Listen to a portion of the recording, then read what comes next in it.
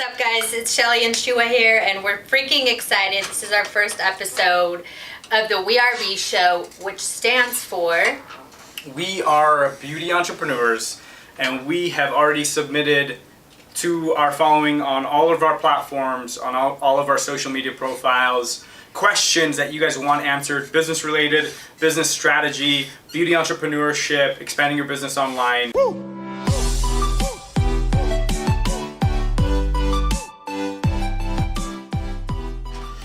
Hey guys, it's Shelly and...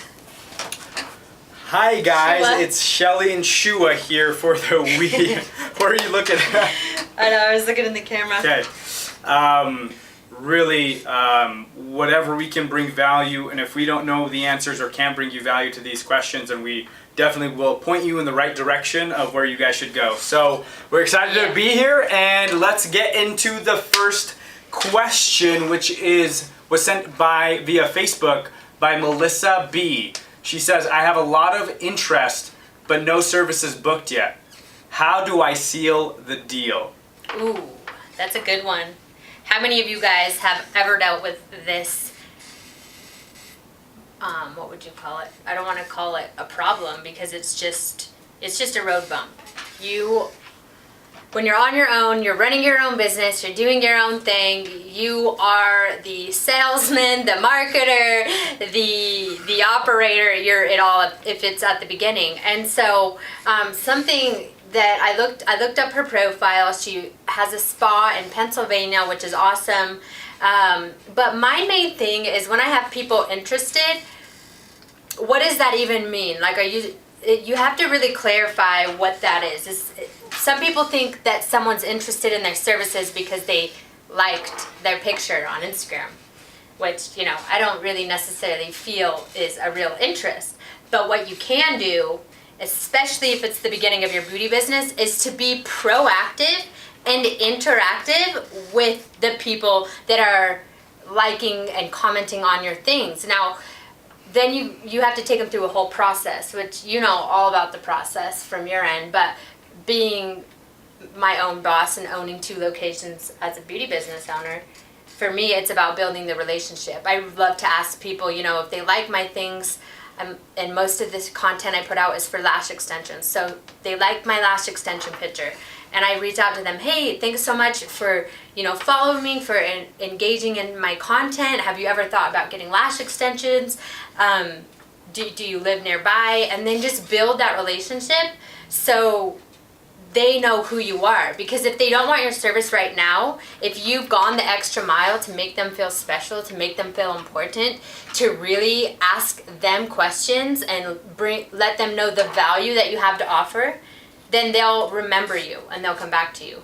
So that's some advice that has really helped me with people that have reached out to me. And I've solely had people come and get their lashes done just because they were referred by someone else that had a great experience with me and like my personality, more so than even the service. Because her referral game is strong. Strong. No, for sure. Did you remember what Melissa, what her business was? It was a spa and like wellness center. So spa and wellness center. Massage, facials. Yeah, because I remember like I saw that she had a lot of top line numbers, and I think the difference here is interest and engagement, especially when it comes to social media. Having top line numbers is not reflective of conversion on the back end when it comes to a sale. And so for her, I would love to have a conversation one-on-one, but mainly differentiating the interest factor versus the engagement. And just because people are liking your post or commenting or anything, but if they're not engaging with your services and or product that you're selling at the salon, then that's not really interest. And so, you know, I think that's a differentiation. But when they are, you know, how do you seal the deal is really sales. It's engaging, it's solving the problem, it's getting to know your clients. What I say as of 2019 is there's an old way of selling and then there's a new way of selling. Mm-hmm. And we are all exposed to salesmen on a day-to-day basis, from telemarketers to door-to-door sales reps to you know, your family and friends trying to sell you network marketing. And so just knowing the difference between the new sales model and the old sales model is fairly simple. The new sales model, as a salesperson, what you're doing is you're engaging 80% of the time. Rather, you're engaging them 80% of the time, asking the right questions, getting them interested, and also selling them, getting your prospect to sell themselves. And that's just by simply saying, why is it that you, like, what was the reason that you reached out to me today? So when they ask about a service, instead of going into your value proposition where you're just throwing up at the mouth and saying, here's why, you know, my salon's the best, here's why this is the best, here's why it's 5-star rated. Like, instead of going into all of the superficiality or these top line numbers, you ask them from another angle, which is, why is it that you reach out to me today? Or, you know, what's the biggest challenge that you're receiving again, I don't know what type of service she is involved in the salon industry, but really switching it around and then getting them to sell themselves. Why is it that you reach out to me today? Okay, why now though? Right? Like I've been on social media for 3 years. Why are you reaching out to me now? Mm-hmm. Okay, and then just keep continuing to ask what we call implication questions, digging deeper, asking 2 more questions than the average salesperson or beauty business owner would ask to really, one, get to know your clients, but also show that you care about your clients as well, by really being good at listening. Yeah. There's a reason that we have 2 ears and 1 mouth. Yeah. Is a really good phrase to remember that. So that's so good, because that reminds me of so many occurrences where I've had people reach out to me and they're like, hey, are you accepting new clients? And instead of me just being like, yeah, go book here, I'm like, that's cool that you reached out to me. What is it that pulled you, to my page? And they're like, well, I'm actually looking for a new lash artist. And then I'll go into like, what is it that you're looking for? Why did the other one not work out? And then they're like, oh my gosh, this person actually cares about what I've gone through. Because there's a lot of people that have gone to beauticians in whatever industry, not just lashes, but gotten their hair cut, their colored, they've gotten a facial, and their experience was horrible. Mm-hmm. And so understanding that obviously you can't please every single person and to have realistic expectations, but also to constantly like show up in like bringing the best that you can to your people, because you don't even know this person. They've never walked into your salon. You haven't had a conversation with them. So asking questions is so important, because then they'll be like, oh my gosh, they care about me. They're taking care of me. They actually want to know, how my experience was in the past and how they can make it better. Yeah. So that's so another one that I love. True. And something else that you said that's like, whoa, like I remember going back to beauty school and they gave us like these little fake tickets that we would get for the sales that we got when selling product. Mm. And oh my gosh, I would have anxiety when they would talk about me needing to be a salesperson. Mm-hmm. And like obviously that shows where I was with like my own personal growth, because now in 2019 everything is sales. Everything is sales, whether you're selling, a service, or you're selling a product, or you're selling yourself, mm-hmm. essentially. Yeah. And so getting comfortable with like putting yourself out there, not being aggressive, but like being direct and confident in who you are. When you say things, people might come to you just because you're like, this is what I have to offer. This is the value. I'm going to take care of you. I'm going to treat you, like family, and just really, putting yourself out there and building that. And it's really scary at the beginning. It's scary because, I mean, you've been in sales most of your life, but like for a woman that like has a low self-esteem or low like insecurity, you know what you can do, the services you can bring, but it's scary for you to put yourself out there. Like that's never gonna become, you're never gonna get over it until you start doing it. That's the only way. Yeah, but being your own business person, from another, also playing devil's advocate, being your own business person, business entrepreneurship, businesswoman, sales and your business are synonymous. Sales is the lifeblood of every business, so it doesn't matter if there's fear involved. You've got to get good at this skill, because we're all innately selling, whether that's convincing your mom or sister or best friend to go to a certain restaurant, or convince your hubby or spouse to go to the movie that you want to see, or what you guys are eating for dinner, or whether or not you're going to go to this vacation location or this vacation location. So everything's a sell, and I think that's a real cop-out when people are like, I'm not good at sales, it scares me, and da-da-da. I truly don't think that it's a really you have good, to develop it. You yeah. have to develop it just like any other skill. Let's jump in. I think we contextualized that well enough, Melissa. I hope we brought you value with that. But let's jump into the next question. This comes from Oregon. Yeah, Acacia Over Turf Artistry. At Acacia Over Turf Artistry. We're talking to you, girl. This is your question. What is your biggest tip for getting more notice on Insta and being in its algorithm? Beating or being? Being. Being in its algorithm. Like so being what is your biggest tip forefront. for getting more notice on Insta and being in the algorithm? I can go first with this one. Really simply, the best tip that I've seen so far with Insta, based off of the 6 social media Instagram profiles that Shelly and I both cumulatively have, we've been noticing more traction with a recent algorithm change with posting video content. And another real quick tip on top of that is going live. If you notice, when people go live on Instagram, their story profile is always going to be the top of mind. So it's going to be the profile that's going to continually show up every time you access Instagram. So those are 2 tips for me that I know. Put out more video content, because as 2022 keeps coming, the stat out there is they're saying that we are going to, and for you guys that are watching this on YouTube, we have 2 lives going on here. We are going to see 80% of all content across all social media platforms is going to be video. So that's my best tip. What do you got, Shelly May? Ooh, that's a good one. Obviously, consistency is key, and if you wouldn't want to see what you're posting, then you need to do a little check-in.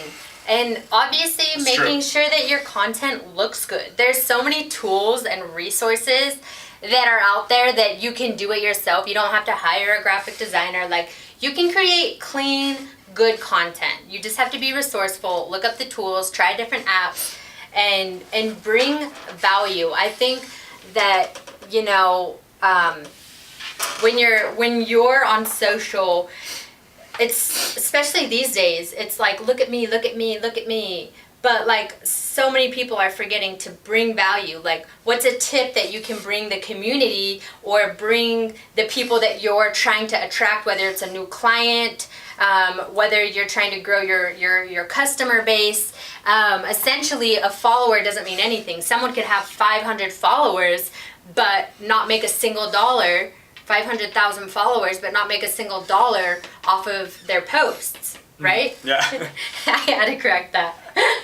So it's not always about the numbers, it's about the engagement. And so it really is about consistency. I would say is like consistently posting like good content, videos like you said, and then try different hashtags. I know that Instagram allows you to use 30 hashtags, but they actually tell you, and this is from a lady that worked in Southern California with a marketing agency who ended up training my sales team on social media. Oh, cool. And she said that use like 10 to 15 hashtags and then switch them out. Try and see which ones work the best for you. You can switch them around, but try about 15 at a time, because if you're maxing out on all 30, then Instagram for some reason, I don't know if they flag you or how it works, but the algorithm's always changing. Always, and so that's what's always. tricky. Yeah, it doesn't that's matter. what's tricky. It's always changing, and so you have to really just be consistent. And then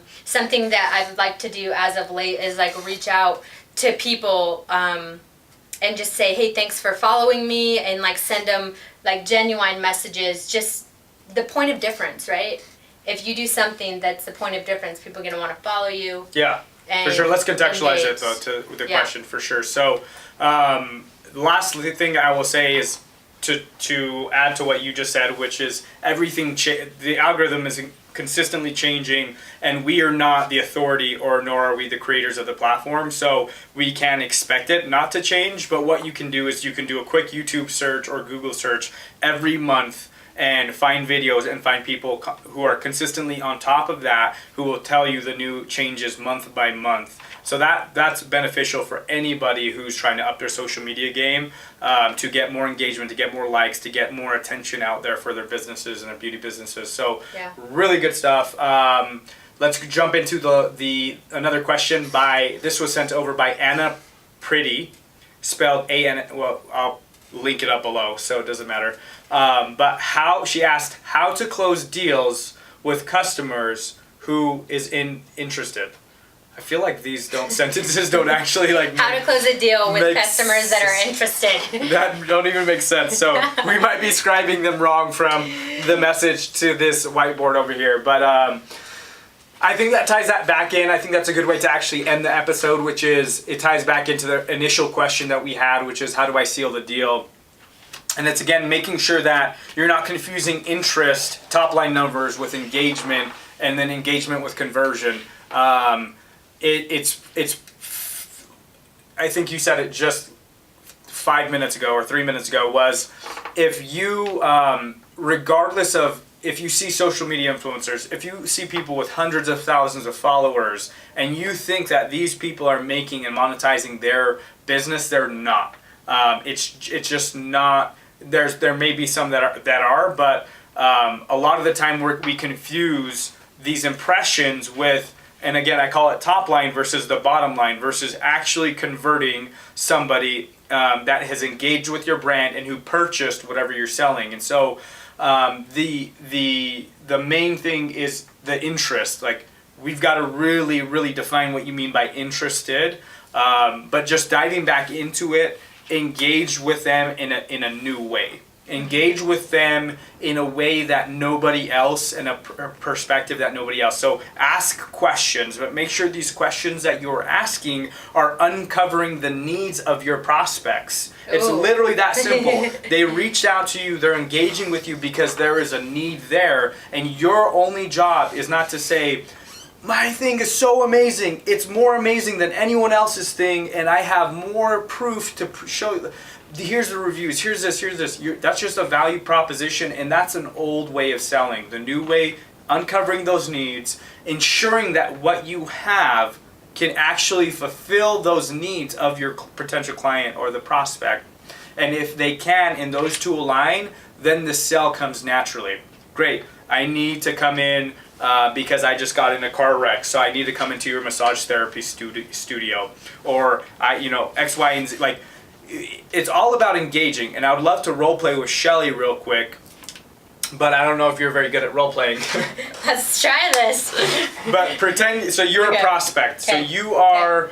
I'm an interested person. You're interested, and you're interested in, the reason we're talking about massages is because Shelly just went through a car accident, so she's actually been going to chiropractors and massage therapist, or she's going to be going to a massage therapist, so it's top of mind for me. So you're interested in my massage studio. Yeah. I've been putting out content consistently. You can see the customers that have gone to me have great reviews. Yeah. Now you're reaching out to me. Mm-hmm. So what would you say in a message, or what would you say? Hey, how much do you charge for a massage? That's a really good question, Shelly. We stay very competitive in the marketplace. This is literally a message, or you could say this verbatim script, right? We stay really competitive. So one thing that I'm actually curious about, though, is why you're looking for a massage. Well, I'm just looking around to see what pricing, Oh yeah, for sure. No, I completely get it. So what is it that you're reaching out to us for? Is it for sports injury? Is it a deep massage? What service intrigues you the most? Well, I just got in a car accident, so my neck is really tight, and I'm just looking around to see if I can afford, your services, because I've heard good things about you on your page, but I don't know, how much do you charge? Great. No, that's a really good question. And so You can go see our prices all online, but I want to make sure that you're taken care of regardless of if you come and do business with us. Okay, Shelly? So I just want to ask, was the injury severe, or is it just a bump, fender bender?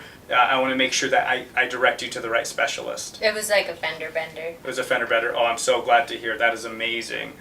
So Shelly, our prices are fairly decently priced, but what I want to do is just bring you in. You know, we have specials going on all the time, but if you mention my name, I'm going to make sure we take care of you, okay? What day works best for you? Are you looking for immediate, or are you looking for next week?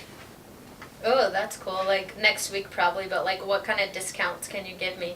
Really, really awesome. So we probably have some discounts going on. I don't know what we have going on now, but like I said, I want to take care of you. If money's an issue, I'm going to get you in. I'm going to get you at a price that nobody can beat, okay? Okay, cool. Like, the point of all that, right? That was super impromptu. But the point of all that is we were asking the questions before even telling her the price point. And some of you guys think that may not work, but I've been in sales long enough. I've made millions, 7 figures for companies and selling with teams, going door to door, doing sales, real estate investing in a plethora of different industries. I've sold 6 figures worth of products. And so this is generally, there's no blanket statement, but the underlying message here is, as long as you continue to find the needs of your prospects and what you have can help them or benefit them, then you're doing a disservice by not selling them. That's one, getting conviction and passion into what you're selling. Yeah. But secondly, what it's doing is you're humanizing the conversation. Yeah. You're not being salesy. And that's what's so important. You got to humanize it, really peel back the layers and go deeper and ask more questions, even if it feels uncomfortable. Like some of you might have thought that was uncomfortable to say, did you have a severe injury, or was it a fender bender? Was it not so serious? That might be uncomfortable for some of you guys, but when you're able to, if you're asking from a place of how can I help and I want to make sure that I can best help you, that feeling will dissipate. It'll disappear. Yeah. So. Yeah, I like that you said that. And one little tip that I want to share, and then we have one more question on here that's really good, is so that's more in the context of selling your service. But as beauty professionals, there are a plethora of products that you could and should be suggesting and selling to your clients on top of the service. There's aftercare, there's post care, there's at home care that people can use, that you can be double dipping, so to speak, and that your clients want good products. If you're a professional, offer something that they can do at home. But this is the tip. You ready for the tip? Here's the tip. The tip is when you have a client in the chair and you're working on them, you're doing their hair, you're doing their lash extensions, they're in like a really vulnerable, open state because you're working on them. So that's a really great time to suggest the products. So you've already prepped them. When they're done with their service, then they're going to just buy what you suggested. And another good thing is try the products that you're going to refer to them on them. So if you're giving them a facial, use some of the product that they could buy. So if they like their experience, they're like, oh my gosh, I love this. I love how it feels on my skin. Great, you can take this home with you. Same with hair. Use the hairspray that you're going to refer to them, or whatever home care regimen. Suggest to them while you're in the service, because they're open. And if you don't believe that you have control of them in that situation in a good way, like, they have to ask you to go pee. So it's definitely that space, and you working on your client, you're in like that intimate space where they're open and they trust you, and so you can suggest. Like, don't get super salesy, but you could totally suggest things to them. Yeah. It's all good. It's all good perspectives and advice, and we just want to bring value in any way we can. What's the last question? Is there a mathematical formula for finding out your conversion rate so that we can figure out where we are batting as far as conversion rates and how we can set goals for ourselves as far as sales? And that is coming from... is there a mathematical formula for finding out your conversion rate so that we can figure out where we are battling as far as conversion rates? That way we can set a goal for ourselves. This question has to be contextualized. So this is from B Salon Spa. So if you're talking about a conversion rate based off of social media marketing, are you talking about conversion rate based off of how many people are coming through your doors? Because all of that is different. So if you have 100 people coming through your doors and only 10 of them are buying, then that's a 10% conversion rate. So it's fairly simple to do conversion rates. And if you have data from, let's say, another standpoint where you're funneling in people from social media or from marketing campaigns, then yeah, all of that data is very trackable. So the mathematical formula is how many touches and then how many of those touches are converting. So actual engagements, actually going through your sales funnel, not how many people waved at you on the street through the window in your salon, but physically how many people came in, were engaging with you, you took through the sales process, and how many of those converted into a sale. Yep. So that's really simple. Yeah, it's just like if you're personally reaching out to them, if you reach out to 20 people and only 5 people want your purchase your services or your product, then what would that be? 5 out of 20, 1/5 conversion. Yeah, 25%. Yeah. I'm not a mathematician, but she picked it's 5. okay. She's not good at math, but she picked the numbers that are a little bit more complicated than 1 out of 10. But great. So we hope we brought you guys value. There's nothing else really that I can see that I can add to any of these. I mean, without taking you through an entire sales pitch or sales process, I think the underlying theme for this week's episode, or this first episode, was make sure that you understand the difference between interest, which is in the world of the online is top line numbers, versus people who are actually engaging in real interest, which is like, hey Shelly, I'm coming to your shop right now and I really like this top you're selling. How much are you selling it for? That's what I think is interest. That's what I consider interest. Not, oh, nice top, like. That's not interest. That's just somebody liking your social media post. So we got to make sure that that's contextualized. Yep. But then when we have that, you take them through a genuine new model of sales, which is what? Asking questions. Ask questions. Be genuinely interested. Uncover needs. Yes. Be authentically interested in people wanting to buy your services. All right, so share this video. Share if we brought you value. Comment, feedback. If we brought you any value, share the video. Comment, give us feedback. Let us know if you like the impromptu pitches and role playing. I love that. It doesn't matter what I love, but we're interested in what you love. And we hope we brought you value, beauty entrepreneurs. And see you later. See ya. We're tuning off. Shelly and Shua.